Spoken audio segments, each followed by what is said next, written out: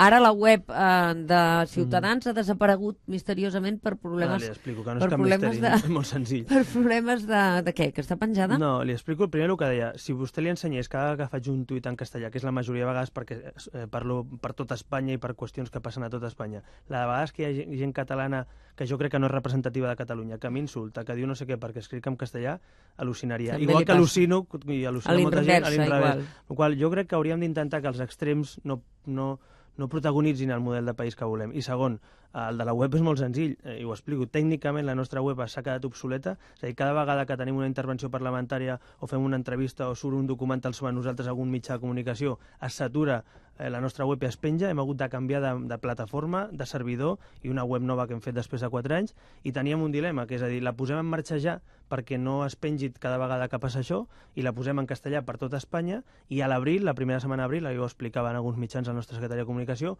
no només la posem en català, hi ha una novetat, la posem en euskera i en gallec, és a dir, com que estem a tot Espanya, i com que volem un model d'una Espanya diversa i unida, doncs ho farem en castellà, en euskera, en gallec i en català. Per tant, en valencià no. Miri, ho farem en català, en euskera, en castellà i en gallec. Presentarem pràcticament 120 candidatures